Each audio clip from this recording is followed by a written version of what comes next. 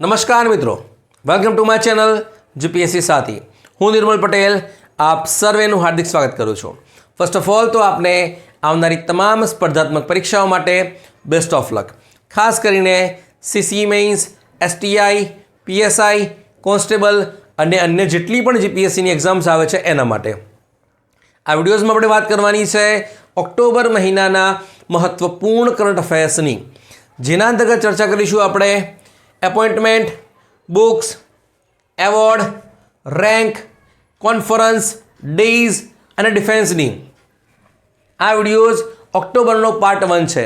આના પછી આવશે બીજો પાર્ટ, જેના અંતર્ગત આપણે વાત કરવાની છે space technology, sports, ministry, culture, environment અને ડિસ્પ્યુટની। ઓકે, આપણા જેટલા પણ દરેક મહિનાના વિડીયોઝ છે એમાં આપણે એક પ્રોપર સ્લોટ વાઇઝ અથવા તો ટોપિક વાઇઝ વિડીયો બનાવીએ છીએ।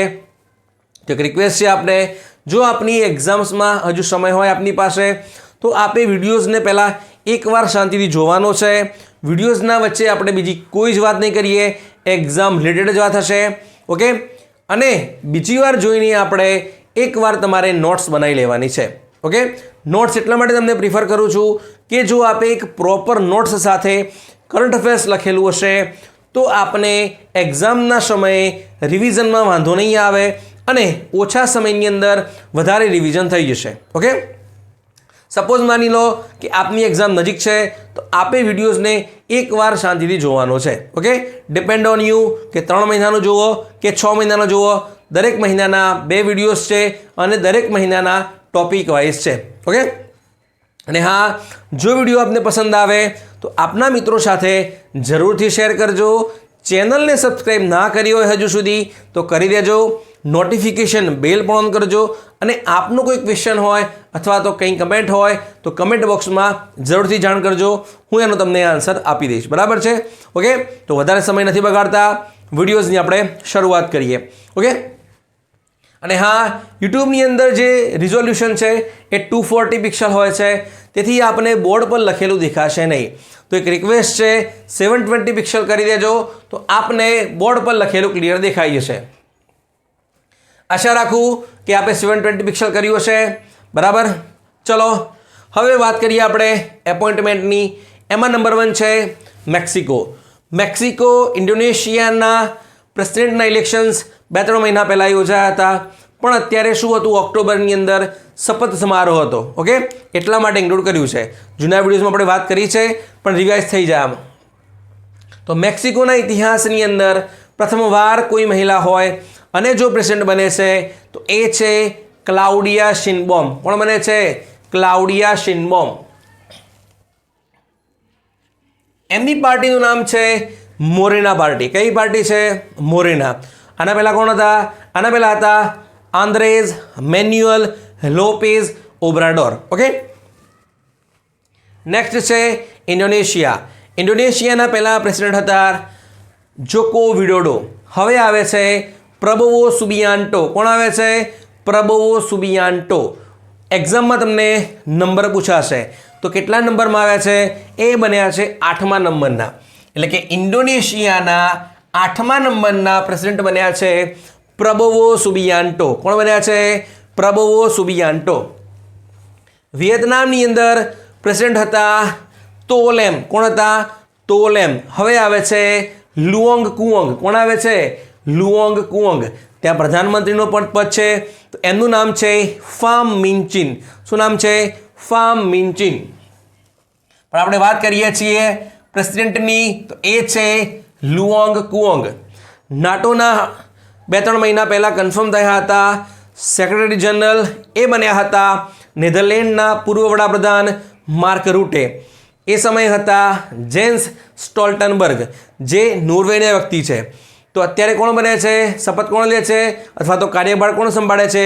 એ સંભાળે છે નેધરલેન્ડના પૂર્વ વડાપ્રધાન માર્ક રૂટે। ઓકે, કોણ બને છે? માર્ક રૂટે। પછી વાત કરીએ Hong Kong and Shanghai banking corporations, એટલે કે HSBCના ઇતિહાસની અંદર પ્રથમવાર જો કોઈ મહિલા હોય એ ચીફ ફાઇનાન્શિયલ ઓફિસર બને છે અને એ પણ છે બ્રિટિશ ઇન્ડિયન વ્યક્તિ છે, એટલા માટે આપણે ઇન્ક્લુડ કરી છે. એ છે પામકોર. કોણ છે? પામકોર. પંજાબી મૂળની વ્યક્તિ છે. ઓકે, ચલો પછી વાત કરીએ હરિયાણા. હરિયાણાના મુખ્યમંત્રી બને છે નાયબ સિંહ સૈની. કોણ બને છે? નાયબ સિંહ સૈની, જેને શપથ અપાવે છે બંડારુ દત્તાત્રેય, જે હરિયાણાના શું છે? રાજ્યપાલ છે. પછી વાત કરીએ નેશનલ કમિશન ફોર વુમેન. એક્ઝામ્સમાં 110% ક્વેશ્ચન હશે કે તાજેતરમાં નિમાયેલા નેશનલ કમિશન ફોર વુમેન એ કેટલા નંબરના બન્યા છે? બધામાં નંબર નહીં કહું, સિલેક્ટેડ ક્વેશ્ચનમાં જ નંબર હશે. તો આમાં ડેફિનેટલી તમારે નંબર ધ્યાન રાખવાનો છે. કેમ? સમજાવો કે છેલ્લા 9 વર્ષથી હતા રેખા શર્મા. કોણ હતા? રેખા શર્મા. ઓકે, ઓગસ્ટની અંદર એમનો કાર્યકાળ પૂરો થયો અને બને છે વિજયા કિશોર રાહતકર. કોણ બને છે? વિજયા કિશોર રાહતકર. પણ પ્રશ્ન છે કેટલા નંબરના બન્યા છે? તો એ છે 9મા નંબરના. કેટલા નંબરના છે? 9મા નંબરના છે. પછી વાત કરીએ એરપોર્ટ ઓથોરિટી ઓફ ઇન્ડિયા. એના બને છે Vipin Kumar. Armed forces medical સર્વિસના પ્રથમ મહિલા ડૉક્ટર હોય અને જો ડીજી બન્યા હોય તો એ છે વાઇસ એડમિરલ આરતી સરીન. કોણ બન્યા છે? વાઇસ એડમિરલ આરતી સરીન. હવે તમે અહીંયા કન્ફ્યુઝ થશો. કેમ? જો તમને પૂછાય છે કે આર્મ્ડ ફોર્સિસ મેડિકલ સર્વિસના ડીજી કોણ બન્યા છે, એ પણ પ્રથમ મહિલા ડૉક્ટર, તો જવાબમાં આવશે આરતી સરીન. પણ ઓપ્શન એમાં લખેલું હશે કવિતા સહાય. તો એ કોણ બન્યા છે? એ મેડિકલ સર્વિસીસ છે નેવીની, એના ડીજી બન્યા છે. એટલે કે કવિતા સહાય. કન્ફ્યુઝ ના થતા. ક્લિયર એટલે સુધી? ચલો, એપોઇન્ટમેન્ટમાં કંઈ બાકી? ચલો રિવિઝન કરી લઈએ. મેક્સિકોના ઇતિહાસની અંદર પ્રથમવાર જો કોઈ મહિલા હોય અને રાષ્ટ્રપતિ બન્યા હોય તો એ છે ક્લાઉડિયા શિનબોમ. ઓકે, ઇન્ડોનેશિયાના 8મા નંબરના પ્રેસિડેન્ટ બને છે પ્રબોવો સુબિયાન્ટો. વિયેતનામના બને છે લુઓંગ કુઓંગ. નાટોના બને છે સેક્રેટરી જનરલ બને છે નેધરલેન્ડના પૂર્વ વડાપ્રધાન માર્ક રૂટે. HSBCના 160 વર્ષના ઇતિહાસની અંદર પ્રથમવાર કોઈ જો મહિલા હોય અને CFO બની હોય તો એ છે બ્રિટિશ ઇન્ડિયન પામકોર. હરિયાણાના બને છે નાયબ સિંહ સૈની. નેશનલ કમિશન ફોર વુમેનના 9મા નંબરના ચેરમેન બને છે વિજયા કિશોર રાહતકર. એના પહેલાં હતા Rekha Sharma. Airport authority of ઇન્ડિયાના બને છે Vipin Kumar. Armed forces medical સર્વિસીસના ડીજી બને છે વાઇસ એડમિરલ આરતી સરીન. અને મેડિકલ સર્વિસીસ નેવીના ડીજી બને છે એ બને છે કવિતા સહાય. કોણ બને છે? કવિતા સહાય. હવે વાત કરીએ બુક્સમાં. બુક્સમાં નંબર 1 છે અનલિસ્ટ છે. અનલિસ્ટ લખે છે બ્રિટનના પૂર્વ વડાપ્રધાન એટલે કે ઋષિ સુનાક. શું ઋષિ સુનાક લખે છે? ના, આ લખે છે બોરિસ જોન્સન. કોણ લખે છે? Boris Johnson. તો બ્રિટનના અત્યારના વડાપ્રધાન કોણ છે? એ છે કીર સ્ટારમેર છે 58 નંબરના. ઓકે, તો આપણા માટે કેમ મહત્વની છે? કેમ કે એમને એમના મેમોરીની અંદર ભારત માટે એક અલગથી ચેપ્ટર ઇન્ક્લુડ કર્યું છે અને મોદીજીની એનર્જી વિશેની ખૂબ જ તારીફ કરી છે એટલા માટે. ઓકે, કોણ લખે છે? Boris Johnson. પછી વાત કરીએ ધ વેજીટેરિયન. આ કોણ લખે છે? આ વ્યક્તિ સાઉથ કોરિયાની છે. ઓકે, તો એક મહિલા છે આ. તો આપણા માટે કેમ મહત્વની છે સમજાવું કે 2016માં ધ વેજીટેરિયન માટે આ મહિલાને ઇન્ટરનેશનલ બુકર પ્રાઇઝ મળ્યું હતું. ઓકે, બુકર પ્રાઇઝની આપણે નેક્સ્ટ વિડીયોમાં ચર્ચા કરીશું. તો અત્યારે આની વાત કરીએ. એટલે કે ધ વેજીટેરિયન છે એ લખ્યું છે સાઉથ કોરિયાની મહિલાએ, જેને 2016માં ઇન્ટરનેશનલ બુકર પ્રાઇઝ મળ્યું હતું. ઓકે, અને હમણાં જ નોબેલ પ્રાઇઝની એનાઉન્સમેન્ટ થઈ, જેની અંદર એશિયાની કોઈ પ્રથમ મહિલા હોય, ધ્યાનથી સાંભળો, એશિયાની કોઈ પ્રથમ મહિલા હોય જેને નોબેલ પ્રાઇઝ ઇન લિટરેચર મળ્યું હોય તો એ આ વ્યક્તિ છે. આઈ રિપીટ, એશિયાની પ્રથમ મહિલા અને જેને નોબેલ પ્રાઇઝ ઇન લિટરેચર મળ્યું છે તો એ જ આ મહિલા છે.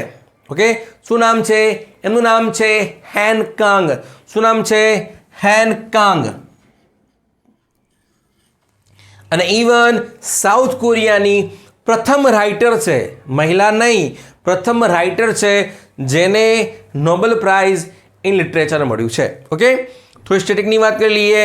શું ભારતના કોઈ વ્યક્તિ ખરા કે જેને નોબેલ પ્રાઇઝ ઇન લિટરેચર મળી હોય? યસ, ઓફકોર્સ, ગુરુદેવ રવિન્દ્રનાથ ટાગોર એ પ્રથમ નોન યુરોપિયન વ્યક્તિ છે જેમને એમની ગીતાંજલિના કાવ્ય સંગ્રહ માટે 1913ની અંદર નોબેલ પ્રાઇઝ ઇન લિટરેચર મળ્યું છે. ઇવન એશિયાના તો પ્રથમ થઈ જ ગયા. પછી વાત કરીએ ટ્રેડિશનલ ટ્રીઝ ઓફ ભારત. તો ભારતની અંદર ઘણી બધી બાયોડાયવર્સિટીઝ છે, ફ્લોરા છે, ફોના છે, પણ એમાં પણ આપણે ખાસ વાત કરીએ ટ્રીઝની. તો આપણે શું કરવાનું છે? આપણા જે ટ્રીઝ છે એનું કન્ઝર્વેશન કરવાનું છે, પ્રોટેક્શન આપવાનું છે એમને.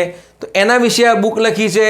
એ લખી છે ગોવાના ગવર્નર, એટલે કે ગોવાના ગવર્નર PS શ્રીધરન પિલ્લઈ લખે છે, જેને લોન્ચ કરે છે ભારતના પૂર્વ ચીફ જસ્ટિસ ઓફ ઇન્ડિયા એટલે કે DY ચંદ્રચૂડ, અત્યારે 51માં બની ગયા છે સંજીવ ખન્ના. ઓકે, એટલે કે ટ્રેડિશનલ ટ્રીઝ ઓફ ભારત કોણ લખે છે? એ લખે છે PS શ્રીધરન પિલ્લઈ, જે ગોવાના શું છે? ગવર્નર છે. ક્લિયર એટલે સુધી? ચલો હવે વાત કરીએ એવોર્ડ્સની અંદર. તો ક્વેશ્ચન છે કે તાજેતરની અંદર ફિજી સરકાર દ્વારા એનો સર્વોચ્ચ સિવિલિયન એવોર્ડ કયા ભારતીયને આપવામાં આવ્યો? આપને જો વાંચ્યું ના હોય તો નંબર 1 પર હશે મોદીજી, આપે ટીક કરી દીધું, તો જવાબ છે આપણો ખોટો છે. તો આ વર્ષે કોને આપે છે? એ આપે છે આર્ટ ઓફ લિવિંગના ફાઉન્ડર શ્રી રવિશંકર. કોને આપે છે? શ્રી રવિશંકર. ધ્યાન રાખજો, ડેફિનેટલી ઓપ્શનમાં હશે પણ ચોથા નંબરે હશે. પછી વાત કરીએ 5મો નેશનલ વોટર એવોર્ડ, એટલે કે કયા રાજ્યની અંદર પાણી માટેનું પ્રબંધન સારું છે એને આપવા માટે એક એવોર્ડ આપવામાં આવે છે જેને કહેવાય છે નેશનલ વોટર એવોર્ડ, જે આપે છે મિનિસ્ટ્રી ઓફ જલશક્તિ, જેના મંત્રી છે CR પાટીલ. એમાં નંબર 1 છે બેસ્ટ સ્ટેટ છે. અલગ અલગ કેટેગરી પણ હોય છે, જેમ કે બેસ્ટ સ્ટેટ હશે, બેસ્ટ ડિસ્ટ્રિક્ટ છે, બેસ્ટ વિલેજ છે, બેસ્ટ સ્કૂલ છે, પણ આપણા માટે મહત્ત્વની છે એ છે બેસ્ટ સ્ટેટ કેટેગરી છે. એમાં નંબર 1 સ્ટેટ આવે છે ઓડિશા. કોણ આવે છે? ઓડિશા. બીજા નંબર પર છે UP. તો ગુજરાતનો ક્રમ કયો છે? ગુજરાતનો ક્રમ 3જો છે. શું ગુજરાત એકલું છે? ના, એની સાથે જોઈન્ટમાં છે પુડુચેરી. કોણ છે? પુડુચેરી. ઓકે, આ તો વાત થઈ બેસ્ટ સ્ટેટની. નંબર 1 ઓડિશા, બીજા નંબર પર UP, ત્રીજા નંબર પર જોઈન્ટમાં છે ગુજરાત અને પુડુચેરી. બીજી એક કેટેગરી તમારે ધ્યાન રાખવાની છે, એ છે બેસ્ટ અર્બન લોકલ બોડીઝ, જેમાં નંબર 1 પર છે સુરત, બીજા નંબર પર પુરી અને ત્રીજા નંબર પર છે પુણે છે. પછી વાત કરીએ 70મો નેશનલ ફિલ્મ એવોર્ડ્સ. આમ તો ઘણા બધા આપવામાં આવે છે, જો તમે એને વાંચીને જાઓ તો તમારે આર્ટિકલ કરવા થોડા આગળ પડશે. તો આપણે સિલેક્ટેડ લખ્યા છે, એક્ટર લખ્યું છે, એક્ટ્રેસ લખી છે અને મૂવી છે. ચલો ચર્ચા કરી લઈએ. એમાં નંબર 1 છે બેસ્ટ ફિલ્મ. બેસ્ટ ફિલ્મમાં તમારે 3 ધ્યાન રાખવાની છે. કઈ કઈ? એક તો ફીચર ફિલ્મ. ફીચર ફિલ્મ બને છે અટ્ટમ. કઈ બને છે? અટ્ટમ, જે મલયાલમ છે. નોન ફીચર પૂછાય તો તમે શું લખશો? એ છે આઈના. શું છે? આઈના. અને બેસ્ટ હિન્દી ફીચર ફિલ્મ અથવા તો બેસ્ટ હિન્દી ફિલ્મ કઈ છે? એ છે ગુલમહોર છે. 3 થઈ ગઈ. બેસ્ટ ફિલ્મ ફીચરમાં પૂછાય તો અટ્ટમ મલયાલમ છે, નોન ફીચર પૂછાય તો આઈના, અને બેસ્ટ હિન્દી ફિલ્મ પૂછાય છે તો એ છે ગુલમહોર. ઓકે, હવે વાત કરી લઈએ એક્ટરની. તો બેસ્ટ એક્ટર કોણ છે? બેસ્ટ એક્ટર છે કન્નડ મૂવી કંતના માટે રિષભ શેટ્ટી. કોણ છે? કન્નડ મૂવી કંતાના માટે રિષભ શેટ્ટી. એક્ટ્રેસમાં 2 છે.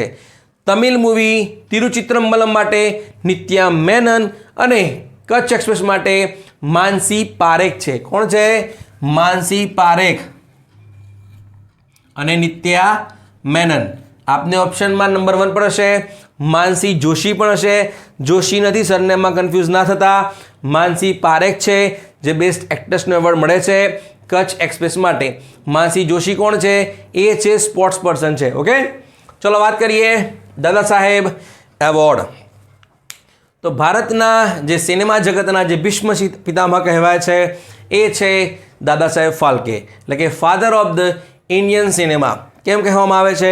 કેમ કે 1913ની અંદર ભારતની જો કોઈ પ્રથમ સ્વદેશી મૂક ફિલ્મ હોય ફૂલ લેન્થની તો એ છે રાજા હરિશ્ચંદ્ર, જે બનાવે છે દાદા સાહેબ ફાલ્કે. ઓકે, આ તો વાત થઈ મૂક ફિલ્મની. તો બોલતી કઈ હતી? એ હતી આલમારા. રંગીન કઈ છે? રંગીન પૂછાય તો કિસાન કન્યા છે. ઓકે, બેક ટોપિક આવી જઈએ દાદા સાહેબ ફાલ્કે એવોર્ડ. તો તાજેતરની અંદર 2022 માટેનો 54મો Dada Saheb Phalke life time achievement કોને આપવામાં આવે છે? એ આપવામાં આવે છે આઈ એમ અ ડિસ્કો ડાન્સર અથવા તો જીમી કહી શકો છો તમે, મિથુન દાને. કોને આપવામાં આવે છે? મિથુન દા. એટલે કે 2022નો 54મો દાદા સાહેબ ફાલ્કે એવોર્ડ મળે છે મિથુન દાને મળે છે. પણ અહીંયા તમે ક્વેશ્ચન જુઓ, કન્ફ્યુઝ ના થતા.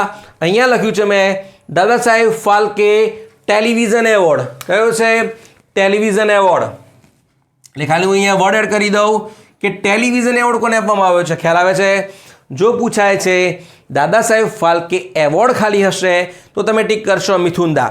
પણ જો ક્વેશ્ચનમાં છે કે તાજેતરની અંદર દાદા સાહેબ ફાલ્કે ટેલિવિઝન એવોર્ડ કોને આપવામાં આવ્યો છે તો એ છે મુસ્તફા યુસુફ અલી ગોમ.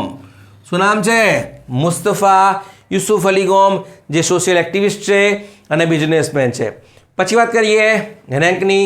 નંબર 1 પર છે રૂલ ઓફ લો ઇન્ડેક્સ, એટલે કે કયા દેશની અંદર કાયદાનું પ્રબંધન સારી રીતે છે, એટલે કે સરકાર પણ કાયદો સક્ષમ રીતે લાગુ કરી રહી છે, લોકો પણ માની રહ્યા છે. તો આના અલગ અલગ ક્રાઇટેરિયા પણ હશે, માપદંડ છે. એની વાત નહીં કરીએ, આપણે ખાલી રેન્કની વાત કરીશું. તો આપે છે કોણ?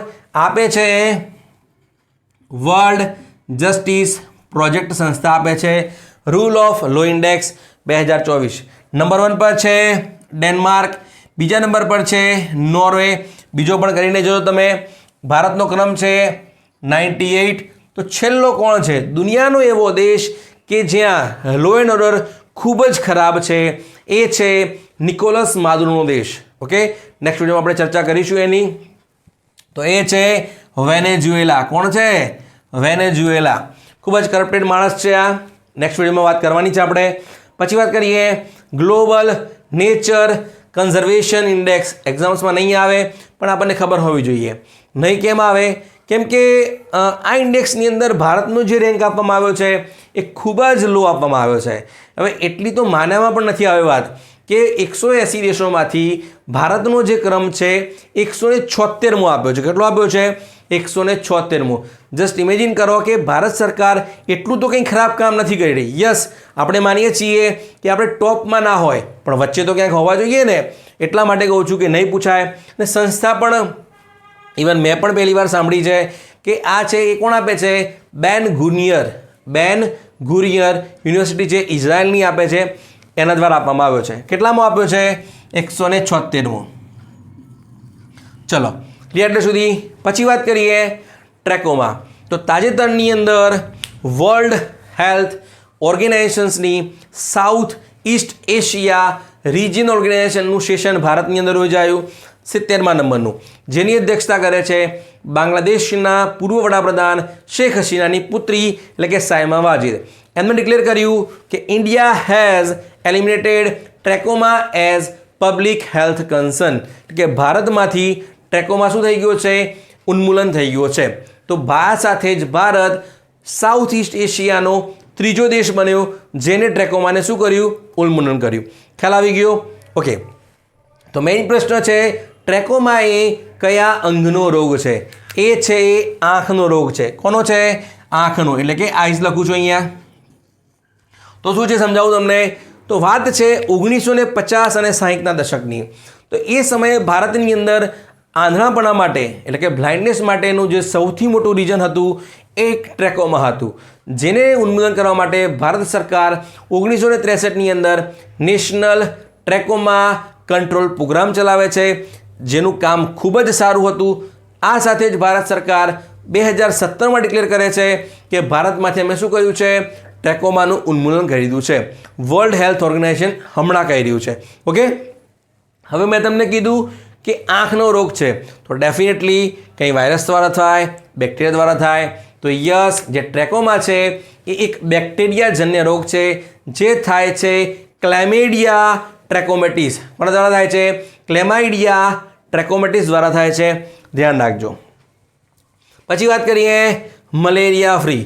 તાજેતરમાં વર્લ્ડ હેલ્થ ઓર્ગેનાઇઝેશન દ્વારા 2024માં કયા બીજા દેશને મલેરિયા ફ્રી ઘોષિત કરવામાં આવ્યો? ધ્યાનથી સાંભળજો. 2024ના વર્ષની અંદર એવો કયો બીજો દેશ છે જેને WHOએ મલેરિયા ફ્રી ઘોષિત કર્યો છે? તો એ છે ઇજિપ્ત છે. કયો છે? ઇજિપ્ત, એટલે કે અબ્દેલ ફતેહ અલ સીસી. તો મેં તમને કીધું આ બીજો છે, તો પહેલો પણ હશે. યસ, 2024નો જે પહેલો છે એ છે કેબો વર્ડે. કયો છે? કેબો વર્ડે છે. આ સાથે જ દુનિયાની અંદર 44 એવા દેશ બન્યા છે કે જે શું કર્યું છે?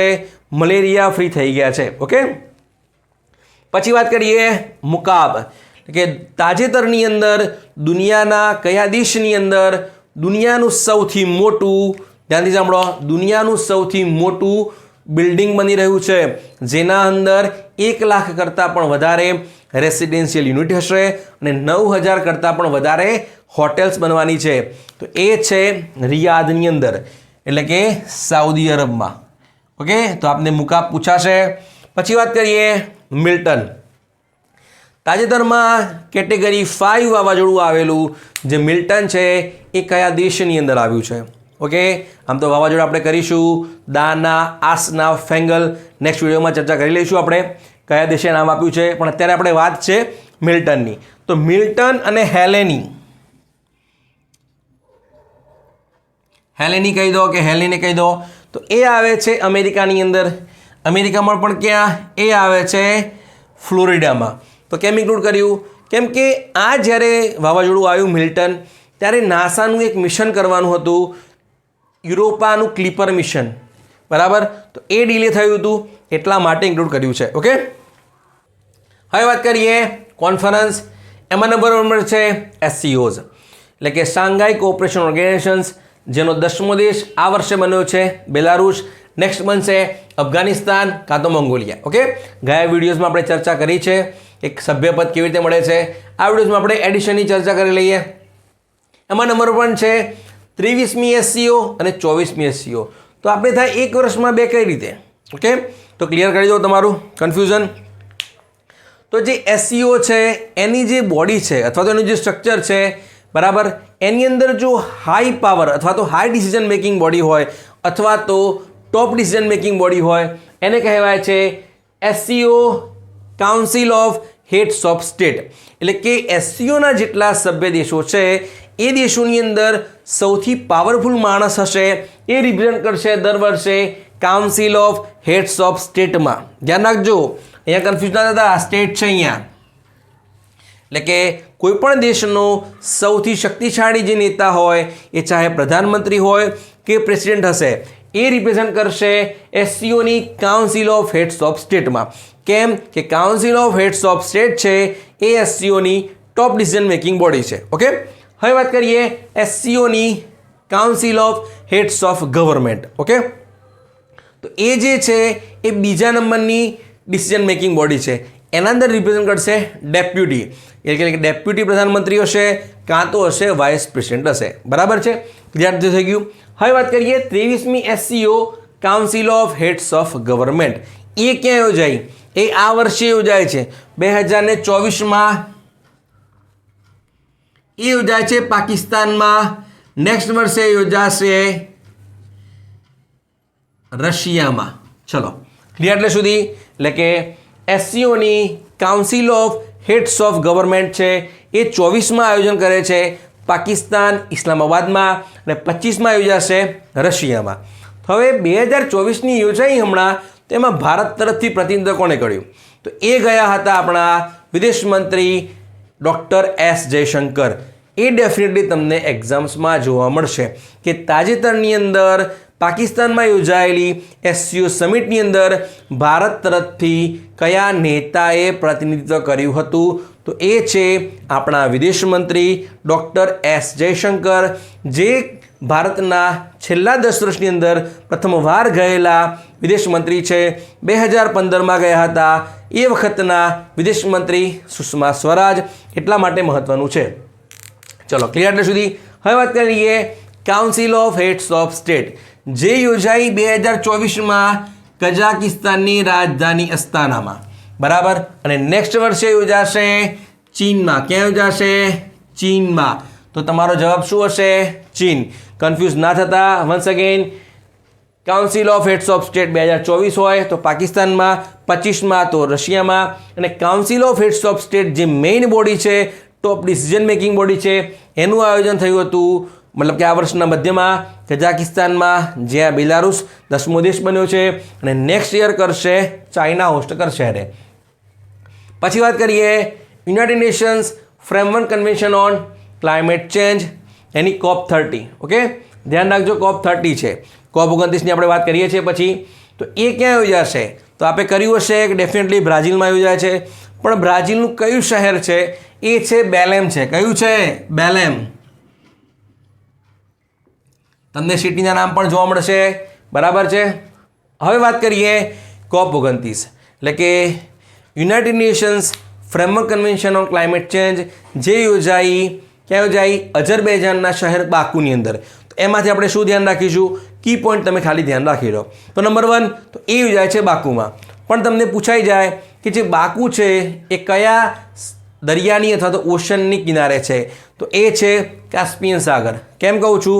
કેમ કે હમણાં જ એક રિપોર્ટ આવ્યો છે ઇરાનિયન ગવર્મેન્ટનો, એવું કહી રહ્યા છે કે આવનારા 20 વર્ષની અંદર બાકુ એટલે કાસ્પિયન સીનું જે પાણી છે એ ચોથા ભાગનું શું થઈ જશે? સુકાઈ જશે. કેમ? કેમ કે એના અંદર 130 કરતાં પણ વધારે નદીઓનું પાણી જાય છે. એમાંનું જે સૌથી વધુ પાણી હોય 80% એ જાય છે વોલ્ગાનું. વોલ્ગા ઉપર કેનાલ્સ બને છે, ડેમ્સ બને છે. ઇવન ક્લાઇમેટ ચેન્જના કારણે શું થઈ છે? વોલ્ગાનું પાણી પણ ઓછું થઈ રહ્યું છે. એટલા માટે મેં તમને કીધું બાકુ શહેર છે એ કયા સીના કિનારે છે? તો એ છે કાસ્પિયન સી. આ નંબર 1 થઈ. ચલો બીજા નંબરમાં છે કે આ એડિશન યોજાયું એ દરમિયાન કોઈ દેશ ખરો કે જેને ઇનિશિયેટિવ કંઈ કર્યું હોય? તો યસ, એ છે UAE. કયો છે? UAE, જે લોન્ચ કરે છે ગ્લોબલ એનર્જી એફિશિયન્સી અલાયન્સ. શું લોન્ચ કરે છે? Global energy efficiency alliance. જે રીતે આપણે 2015માં કર્યું છે ઇન્ટરનેશનલ સોલર અલાયન્સ. ઓકે, એના સભ્ય દેશની આપણે પછી વાત કરીશું. એટલે કે global energy efficiency alliance COP29 દરમિયાન કોણ લોન્ચ કરે છે? એ લોન્ચ કરે છે UAE. ઓકે, બીજી વાત, હવે જે વિકસિત દેશો છે એ વિકાસશીલ રાષ્ટ્રને કેટલા પૈસા આપશે? એ આપશે દર વર્ષે $350 બિલિયન 2035 સુધી, જેની આપણે નેક્સ્ટ વિડીયોમાં ડિટેલ સાથે ચર્ચા કરીશું. પણ જે 2 કી પોઈન્ટ કીધા એ ધ્યાન રાખજો. કયા શહેરમાં, કયા સીના કિનારે અને કયા દેશે ઇનિશિયેટિવ લોન્ચ કર્યું છે એ ધ્યાન રાખો, બરાબર. પછી વાત કરીએ UNCCD એટલે કે United Nation Convention to Combat Desertification, એટલે કે મરુસ્થલીયકરણ રોકવા માટેની જે આ બેઠક છે એ ક્યાં યોજાઈ? તો અહીંયા મેં લખ્યું છે 17મી, એટલે કે નેક્સ્ટ યર હોસ્ટ કરશે. એ યોજાશે મંગોલિયામાં. ક્યાં યોજાશે? મંગોલિયામાં. તો આ વર્ષે પણ યોજાઈ. યસ, આ વર્ષે યોજાઈ છે રિયાધની અંદર, એટલે કે સાઉદી અરબની અંદર. પછી વાત કરીએ UNCBD United Nations convention on biological diversity, any COP17 છે એ હોસ્ટ કરશે નેક્સ્ટ યર, એટલે કે જ્યારે યોજાશે ત્યારે નેક્સ્ટ. એ કરશે આર્મેનિયા. કોણ કરશે? આર્મેનિયા. અઝરબૈજાન ના કરતા, આર્મેનિયા હોસ્ટ કરશે. ઓપ્શનમાં અઝરબૈજાન પહેલું હશે કેમ કે એના વચ્ચે વોટિંગ થયું હતું આર્મેનિયા અને અઝરબૈજાન વચ્ચે. તો આ વર્ષે ક્યાં યોજાઈ? આ વર્ષે યોજાઈ કેલી, કોલંબિયાની અંદર. ક્લિયર એટલે સુધી?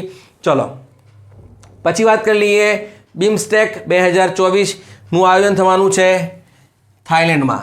થયું નથી, ધ્યાન રાખજો, થવાનું છે. BIMSTEC એટલે કે Bay of Bengal Initiative for Multi Sectoral Technical and Economic Cooperation, જેનું હેડક્વાર્ટર છે ઢાકાની અંદર. ઓકે, પછી વાત કરીએ SAARC. ખૂબ જ કંટ્રોવર્શિયલ મુદ્દો છે આ પણ. કેમ? કે 2015 કે 14ની અંદર, હા 14ની અંદર જ્યારે પ્રથમવાર, બરાબર ધ્યાનથી સાંભળો, 2014ની અંદર જ્યારે મોદીજી પ્રથમવાર પ્રધાનમંત્રી બન્યા ત્યારે નેપાળ ગયા હતા. ક્યાં ગયા? નેપાળ.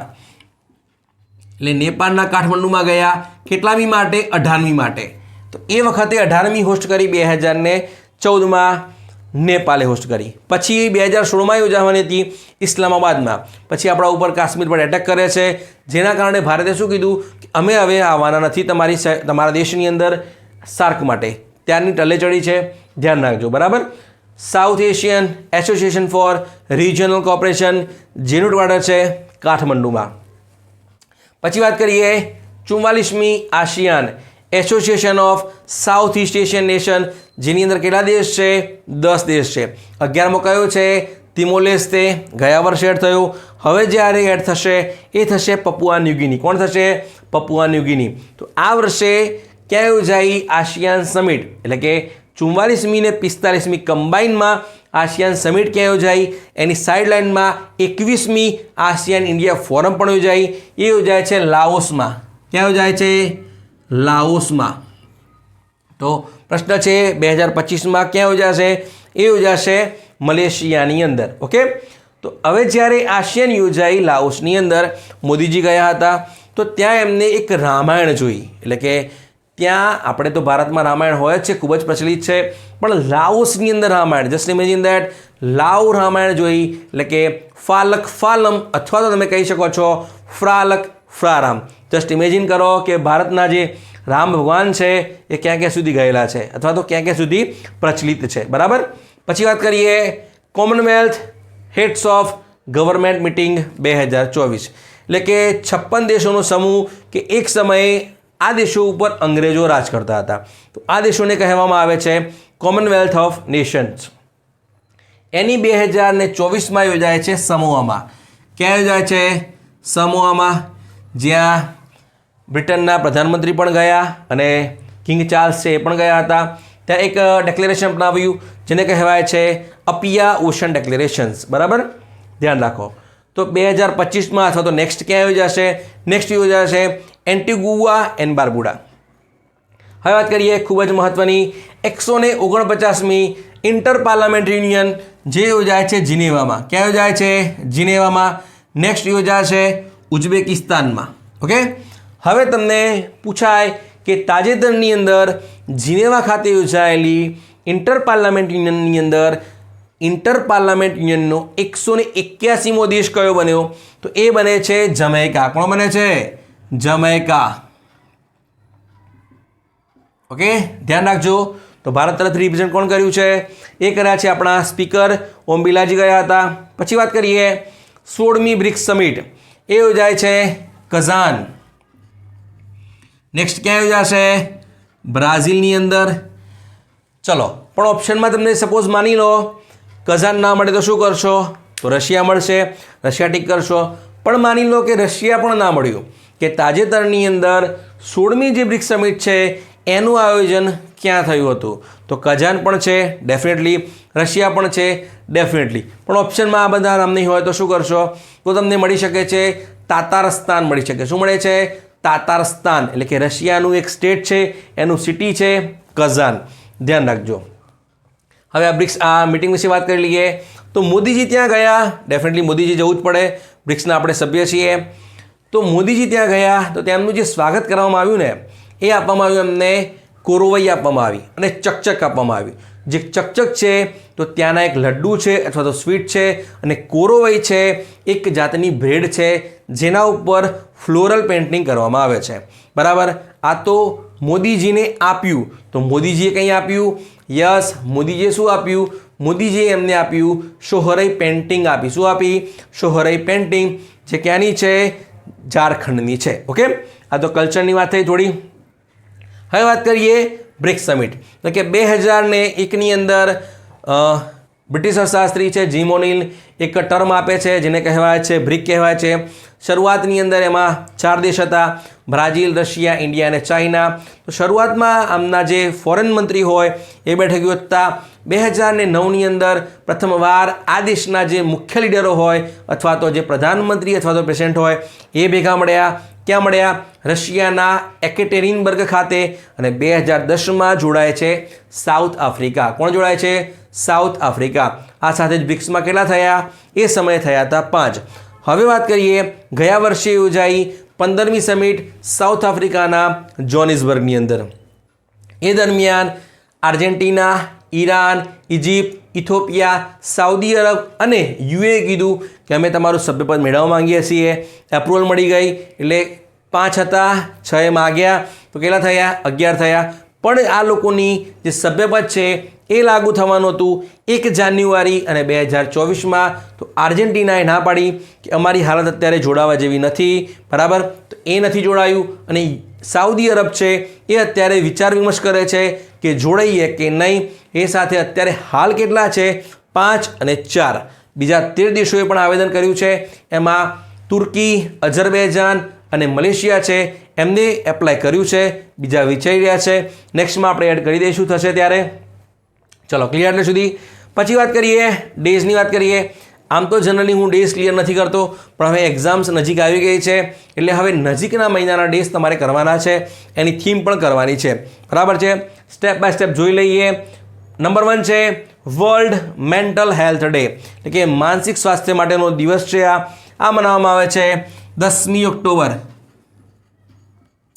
ચલો એની theme is mental health at work. શું છે theme? Mental health at work. બીજા નંબરમાં છે International Day for Disaster Risk Reductions. એ મનાવવામાં આવે છે 13મી ઓક્ટોબર. પછી વાત કરીએ વર્લ્ડ ફૂડ ડે. એ મનાવવામાં આવે છે 16મી ઓક્ટોબર. કઈ સંસ્થા મનાવે છે? એ મનાવે છે ફૂડ એન્ડ એગ્રીકલ્ચર ઓર્ગેનાઇઝેશન્સ, જેનું હેડક્વાર્ટર છે ઇટલીના રોમની અંદર. યુનાઇટેડ નેશન્સ ડે આ તમને ખ્યાલ હોવો જોઈએ 24મી ઓક્ટોબર. વર્લ્ડ સિટીઝ ડે એટલે કે વિશ્વ શહેર દિવસ 31મી ઓક્ટોબર.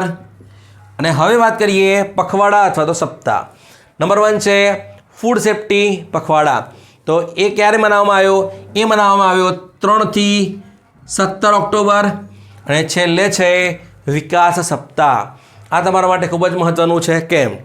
કેમ કે વાત છે 2001ની. આપ જાણતા હશો ભૂકંપ આવ્યો. ભૂકંપ આવ્યા પછી મોદીજી ગુજરાતના 14મા મુખ્યમંત્રી તરીકે શપથ લે છે 7મી ઓક્ટોબર 2001ના દિવસે. એ વાતને અત્યારે 23 વર્ષ પૂરા થઈ ગયા છે. એટલે કે જે ગુજરાતની જે વિકાસ ગાથા છે એ અવિરત જઈ રહી છે. બરાબર, તો એની યાદની અંદર મનાવવામાં આવે છે વિકાસ સપ્તાહ 7 ઓક્ટોબરથી. ક્યારથી મનાવવામાં આવ્યો? 7 ઓક્ટોબરથી. બરાબર છે. ક્લિયર એટલે સુધી. ચલો હવે વાત કરીએ ડિફેન્સ. એમાં નંબર 1 પર છે જોઈન્ટ સ્વોર્ડ. આ કોનું આયોજન કરે છે? એ કરે છે ચીન. કોણ કરે છે? ચીન. તાઇવાનને ધમકાવવા માટે. એના જેવો જ છે કિન સ્વોર્ડ. તો એ કરે છે અમેરિકા અને જાપાન. 31મો સિમ્બેક્સ ભારત અને સિંગાપોર. 2 ફેઝમાં. સી પેજ પૂછાય તો બે ઓફ બંગાળ. હાર્બર ફેઝ પૂછાય તો વિશાખાપટ્ટનમ. નસીમલ બહાર ભારત અને ઓમાન. ક્યાં યોજાયો? પણ એ યોજાય છે ગોવામાં. ક્યાં યોજાય છે? ગોવામાં. પછી છે 8મો ઇપ્સમર એટલે કે ઇન્ડિયા, બ્રાઝિલ અને સાઉથ આફ્રિકા. ક્યાં યોજાયો? સાઉથ આફ્રિકામાં જ. આપણું જહાજ ગયું INS તલવાર. કોણ ગયું? INS તલવાર છે. ચલો રિવાઇઝ કરી લઈએ. જોઈન્ટ સ્વોર્ડ ચીને યોજ્યો. કિન સ્વોર્ડ અમેરિકા અને જાપાન.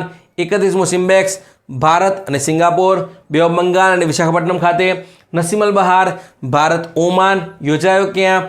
ગોવામાં. અને ઇપ્સમર 8મો યોજાય છે સાઉથ આફ્રિકાની અંદર. જહાજ ગયું છે INS તલવાર. હવે વાત કરીએ C-295. તો આ શું છે? આ છે ટ્રાન્સપોર્ટ મિલિટરી એરક્રાફ્ટ છે. એટલે કે 2021ની અંદર ટાટા અને એરબસ વચ્ચે સમજૂતો થયો હતો કે 56 આપણે શું જોઈએ છે C295, બરાબર. એમાંના જે 16 છે એ આપણને તૈયાર આપી દેશે અને 40 છે એ ભારતની અંદર બનાવવામાં આવશે. E1 એ વડોદરા ખાતે બનાવવામાં આવશે.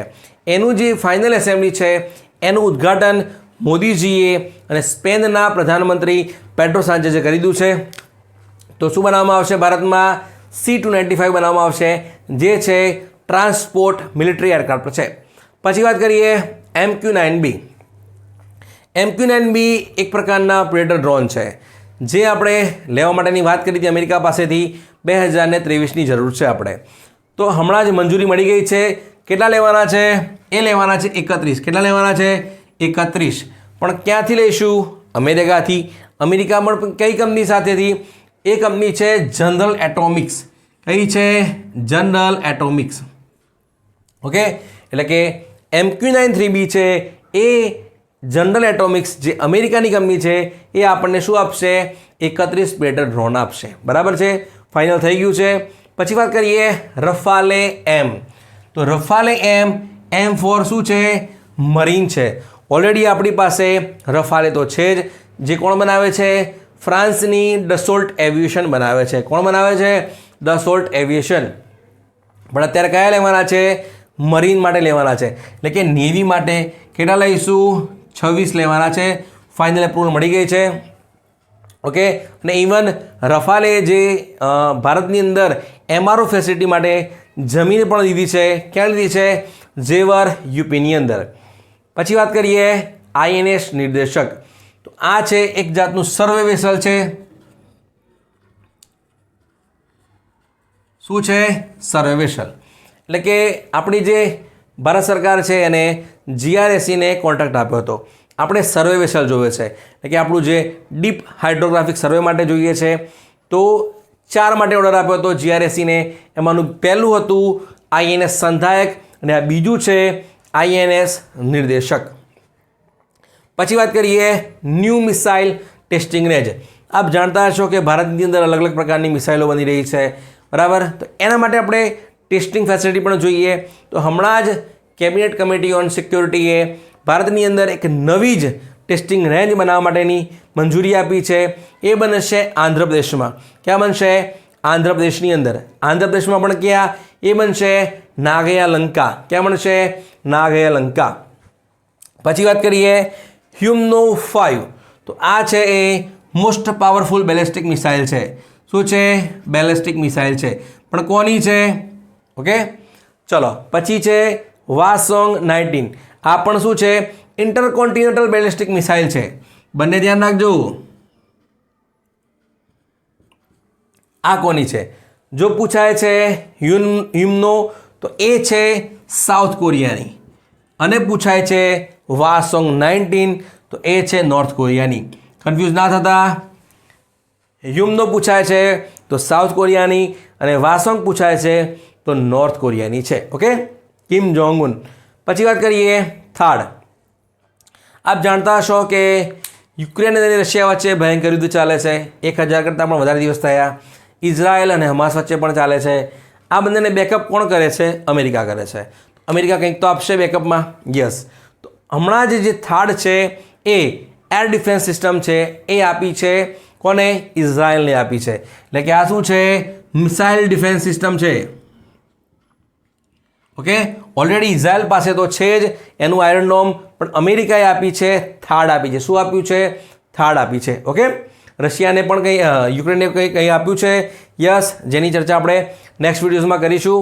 પછી વાત કરીએ પ્રેરણાસ્થળ, કે હમણાં જ આપણા જે રક્ષામંત્રી છે રાજનાથસિંહ, એમને વર્ચ્યુઅલી ઇનોગ્રેશન કર્યું છે પ્રેરણાસ્થળ. કઈ જગ્યાએ? સિક્કિમમાં. ક્યાં કર્યું છે? સિક્કિમમાં. કેમ કે ગયા વર્ષે સિક્કિમની અંદર લોનક જે લેક છે ત્યાં શું થયું હતું? ગ્લેશિયલ આઉટબર્સ્ટ થયું હતું, જેના કારણે આપણા 22 સોલ્જર શું થયા હતા? મૃત્યુ પામ્યા હતા. એમની યાદની અંદર આપણા જે રક્ષામંત્રી છે એમને પ્રેરણાસ્થળનું ઉદ્ઘાટન કર્યું છે વર્ચ્યુઅલી. પછી વાત કરીએ નાવિકા સાગર પરિક્રમા. સમજીએ તો વાત છે 2017ની ભારતની જે 2 મહિલાઓ છે એ નાવિકા સાગર પરિક્રમા 1 કરે છે, જેની અંદર જાય છે ગોવાથી રિયો જાય છે. ક્યાં જાય છે? ગોવાથી રિયો. પણ અત્યારે કઈ છે? આ બીજા નંબરની છે. કઈ છે આ? બીજા નંબરની. આમાં જવાનું છે ગોવાથી જઈશું આપણે કેપટાઉન. ક્યાં જઈશું? કેપટાઉન. એટલે કે આપણે નહીં, 2 મહિલાઓ જશે. જસ્ટ ઇમેજિન દેટ કે ગોવાથી જશે, કેપટાઉન જશે, એટલે કે દરિયાઈ માર્ગે જશે, દરિયાની અંદર. તો ડેફિનેટલી કોઈ જહાજ હશે, કંઈ શિપ હશે. યસ, તો એ શિપનું નામ છે INS વિતારિણી. શું છે? INS વિતારિણી. એટલે કે નાવિકા સાગર પરિક્રમા છે એ ભારતની 2 જાંબાજ મહિલાઓ કરશે, જેની અંદર ગોવાથી જવાનું છે કેપટાઉન, એટલે કે સાઉથ આફ્રિકાની અંદર, વચ્ચે હોલ્ડ કરશે ઓસ્ટ્રેલિયામાં, ન્યૂઝીલેન્ડમાં, અને પાછું કેપટાઉન રિટર્ન ક્યાં થવાનું છે? ગોવાની અંદર. અને જે શિપ છે અથવા તો જે બોટ છે એ વાપરશે, એનું નામ છે INS વિતારિણી. શું નામ છે? INS વિતારિણી. આ હતું આપણું ડિફેન્સનું કરંટ અફેર્સ. ઓકે, અને આશા રાખું કે આપને વિડીયો પસંદ આવશે, તો આપના મિત્રો સાથે જરૂરથી શેર કરજો. અને જો ચેનલને સબસ્ક્રાઈબ ના કરી હોય તો વન્સ અગેન સબસ્ક્રાઈબ કરી દેજો, અને નોટિફિકેશન બેલને પણ ઓન કરજો, જેથી નેક્સ્ટ વિડીયોઝની નોટિફિકેશન મળી જાય. બરાબર છે? તો મળીએ છીએ નેક્સ્ટ વિડીયોઝની અંદર. જય હિન્દ, જય ભારત.